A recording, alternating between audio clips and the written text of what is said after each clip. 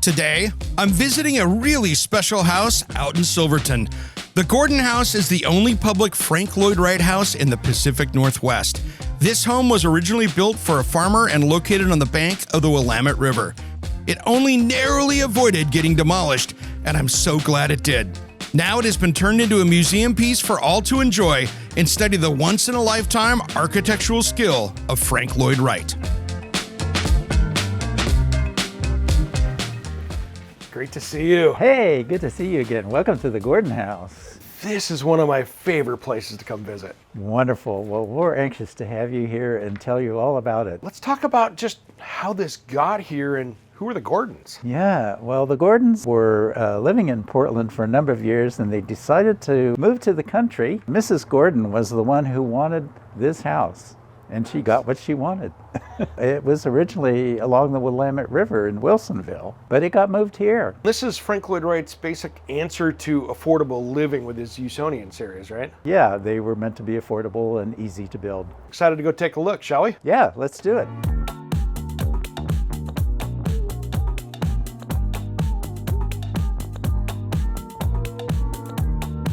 Notice as you step in how the ceiling here is really low. It's kind of claustrophobic almost. It just brings you out into this beautiful space out here. He wanted you to feel like you were part of the environment where your home was located. So he capitalized on those views out either one of the windows. That is awesome, and this is such a great room kind of concept in a way, isn't it? Nobody was doing great rooms in 1956. Absolutely. So he was very far ahead of his time. Everything has a purpose and everything aligns just in a crazy kind of manner. He kind of had this subliminal way of making his architecture all come together. So look at the floor and you see these square lines in the concrete here.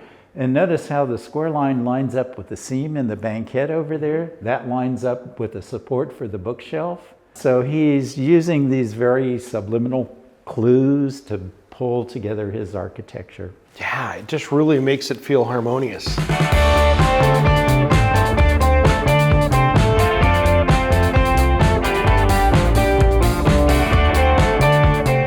Right, let's take a look at the workspace.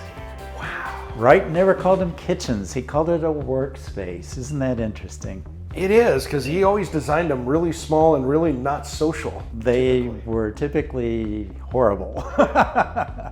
But I think maybe Evelyn kind of put her foot down and said, I need a kitchen I can work in. So she actually got one of the best Usonian kitchens I think I've ever seen. No kidding. This is so advanced compared to when it was built in the style of what this is. Yeah, and Wright was kind of all about innovation for his kitchens. We have the latest and greatest in Gen Air cooktops there from 1956. It's very linear.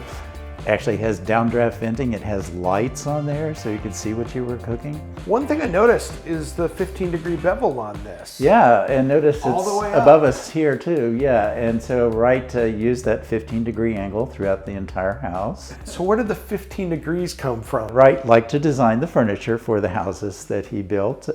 He thought he knew what was best for his architecture and you living in his architecture. Yep. Ed Gordon knew that he had designed some uncomfortable furniture and he didn't want that. He evidently said to Wright, I hope you're not going to give us some of that uncomfortable stuff. Ooh, shots fired. He said, I like the seat in my Ford pickup truck. The seat in his Ford pickup truck had a 15-degree angle to the back of the seat. Well, Wright took that 15-degree angle and put it around the entire house, inside and outside.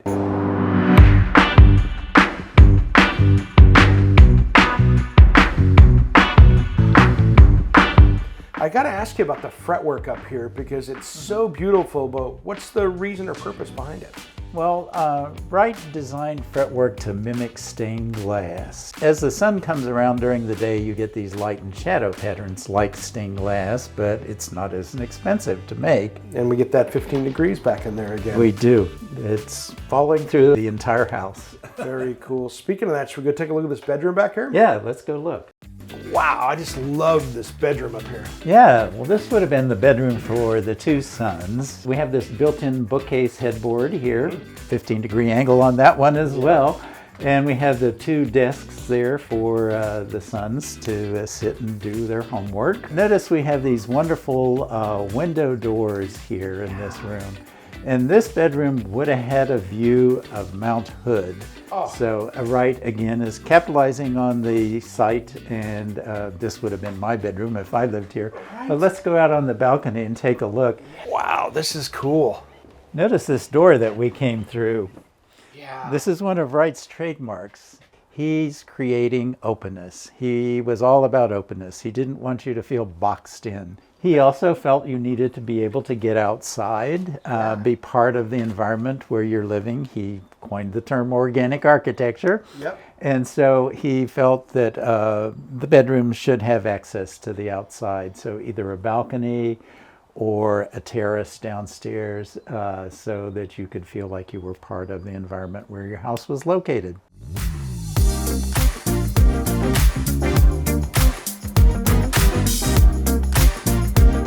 You know, the exterior of this building tells a story. I mean, I love the cantilever deck, for instance. These are all things that are just so trademark Frank Lloyd Wright. This is the kind of penultimate side of the house, if you will.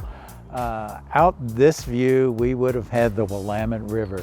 So these very tall window doors are bringing inside and outside together, you know, like Wright wanted.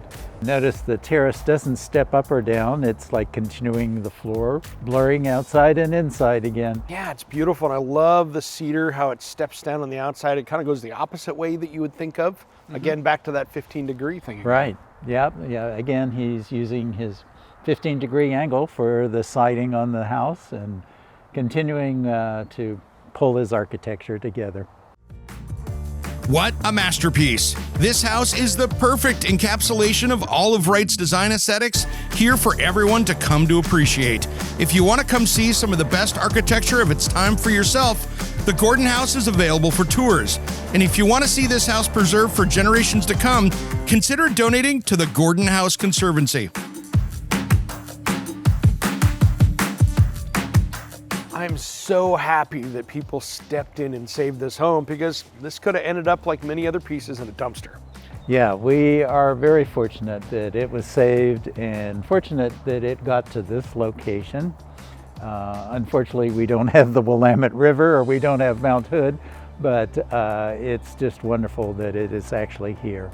And it's the only one in the Pacific Northwest that you can come by and visit, which is great that you guys have that, so you can share this beautiful piece of architecture and building with everyone. That's true. We're the only house that is publicly owned, so it's open to tours.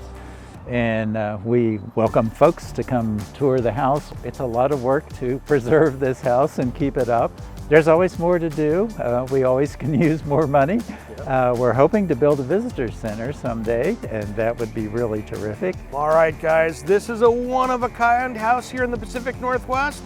Come see it, donate, help restore it. Let's keep it around for generations to come.